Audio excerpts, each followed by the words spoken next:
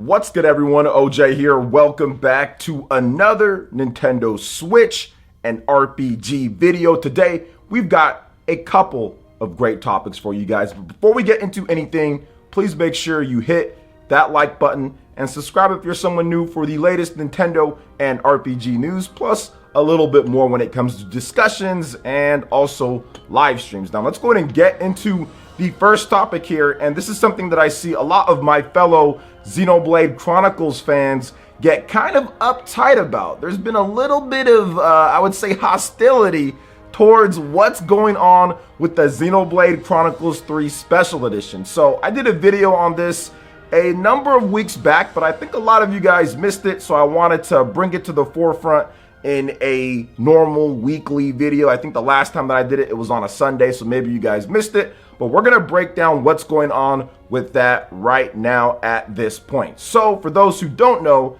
Xenoblade Chronicles 3, the newest game, newest big RPG announced by Monolith Soft and Nintendo, is launching this July 29th to be exact. Now, we originally thought that the game was going to be coming out in September of this year, but Nintendo actually moved it up, and it seems like they took the Splatoon 3 game and moved that to September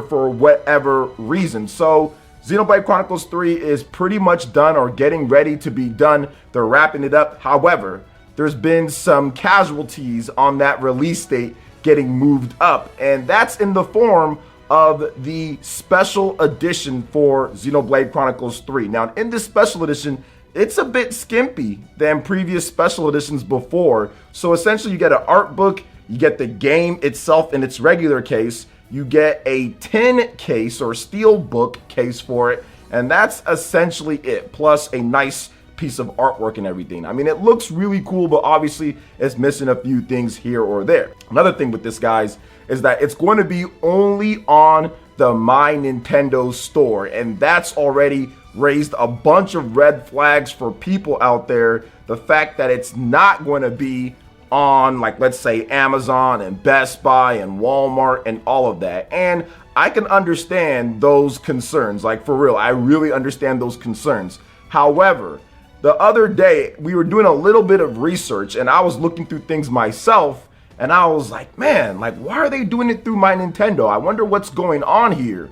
Then I looked up the previous special edition for Xenoblade Chronicles 2, and I realized that this special edition was definitely scalped the heck and back. Check out the price right now for the Xenoblade Chronicles 2 Special Edition. Yeah, that's quite a bit of change for that. So I think that what they're trying to do with the Xenoblade Chronicles 3 Special Edition is make sure that doesn't happen again with scalpers and this one. And one way to get that done is through My Nintendo. Now, for those who've never shopped through My Nintendo, it's a really interesting, website to shop through because you got to verify everything. You can't just preload stuff. I mean, it's there if you've shopped there before, but it does like this little like, and I don't know what's going on. It's checking, verifying addresses. So I think that what they're trying to do is that they're trying to cut back on the scalping of their special editions, and specifically with this one, considering the prices for the Xenoblade Chronicles 2 Special Edition, and probably where the Xenoblade Chronicles Definitive Edition Special Edition is going to be in a number of years. And of course, the Xenoblade Chronicles X Special Edition, while not quite as high as Xenoblade Chronicles 2, is definitely up there. So I think they're trying to cut back on that because they know scalpers are going to run amok on other places. So I think that's what's happening there. Now, the other issue with this special edition is, once again, another casualty of it being brought up. The special edition and the contents, apparently it seems like you won't get those contents until September or so. So you'll get the game on launch day, but you won't get the special edition contents till later. So that's just a byproduct of, man, they moved it up. They weren't going to have everything produced in time when it comes to the art book. So it just is what it is. It sucks, but hey, it is what it is. Hopefully, with everything all considered, it's a good thing. So we don't see these being scalped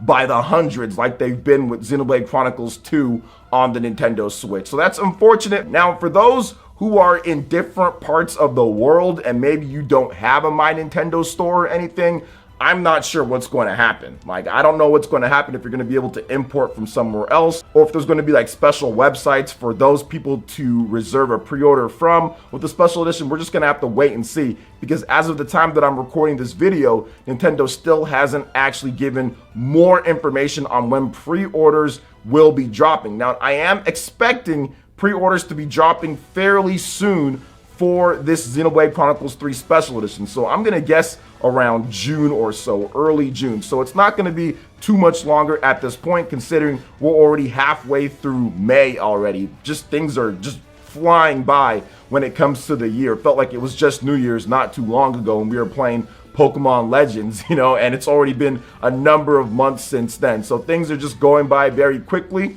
So what I'll have to say here, guys, is just wait for more information on there. This is what we know so far. I also wanted to bring up another topic with Xenoblade Chronicles 3 because I've been covering this game like crazy. If you haven't seen the channel yet, make sure you guys watch. If you're someone new, subscribe, check out the Xenoblade videos. I've been covering all the news and information and new art and characters. And this is the type of game that you need to buy for the culture. This is the type of game that, like, no, you can't just sit here and let it pass by, especially with the amount of games that come to Nintendo Switch that are the like typical big Nintendo sequels, the Pokemon, the Zeldas, the Marios, you know, the Super Smash Brothers, stuff like that. Those are all great. I love those games and everything. But if there was ever a time to rally behind a studio and a core game, it would be Xenoblade Chronicles 3. I mean, it would be this type of game because, yes, I get it. Maybe not everyone is initially like attracted to what the original games do with the combat and everything. But if you give it some time and if you give it a little bit of patience with what you do, I'm telling you, man, it becomes addicting. Xenoblade is a very addicting battle system. However, there's a lot of things that just go into it and it can get kind of busy when it comes down to it. So people get disinterested sometimes, but this is a game that you buy for the culture. Monolith Soft, in my opinion, is one of the best, if not the best, Japanese RPG studio out there. And I think that this is the type of effort, passion, and just skill that very few developers can do, and be it on the Nintendo Switch, because I haven't seen another Japanese RPG on the Nintendo Switch that has environments and characters and detail as good as what we've been seeing with Xenoblade Chronicles 3. And you have to love, here's more for the culture, guys. You got a lot of developers who are out there lying to you, putting out pictures, bullshot stuff that's not real, all this weird stuff going on. Monolith Soft doesn't BS. They don't play around. What they show is what you get. I mean, it's not always perfect. It's not running at 4K, 1 million frames per second, but you're going to get a really good game where the developers care about the environments, they care about the monsters, they care about the battle system, they care about the players, because they always like pack their games full of content and different things to do. So whether you want to go through and just enjoy the story, which all of the stories are really good, especially Xenoblade. Xenoblade has one of the greatest stories of all time, but then you also get all of the other stuff. You can play it the way that you want to play the game. So I think that with Xenoblade Chronicles 3, we're seeing the gameplay clips, we're seeing the actual screenshots, we're seeing them improve things from when they first showed the game to the next trailer, then the screenshots that are coming out. Monolith Soft deserves that type of work. They deserve that type of admiration, and they deserve for their games to be selling better than what they previously sold. Now, every single Xenoblade game to this point has increased in sales, with the exception of Xenoblade Chronicles X. And I'm talking about the main games, not the re-releases of a certain game, but the main games have all gotten better in sales. And with Xenoblade Chronicles X, obviously the Wii U, that was going to be tough to grow.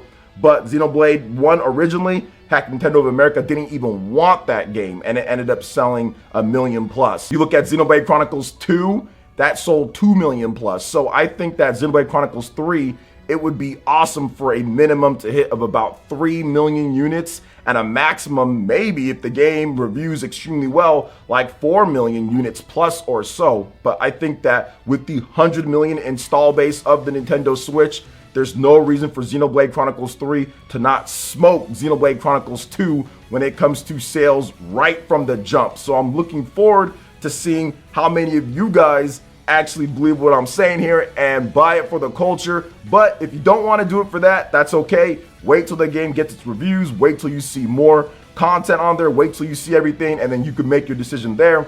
But I just feel that Monolith Soft deserves it based off of what I've seen and the transparency of having a game with all the content and how it plays. It looks like it runs very smooth. You can see everything that's going on with the game. They're running through the environments. They're showing it for what it is and not trying to sugarcoat things. So I love that about Monolith Soft and their games and their marketing cycles too. So what are your thoughts when it comes to Xenoblade Chronicles 3, the special edition stuff that we went over, an update there? What are your thoughts? Let me know in the comment section below. All right, and moving on to the final topic here, guys. Recently, I wanted to discuss something with the Nintendo Switch, and I'll probably have a bigger video on this, but I wanted to go over a couple different things because recently, I actually made a video on this, and I've also seen some other content from people out there and just the sales in general. And the Nintendo Switch has already built up a very big install base of 107 million units plus. Nintendo is on a super fast pace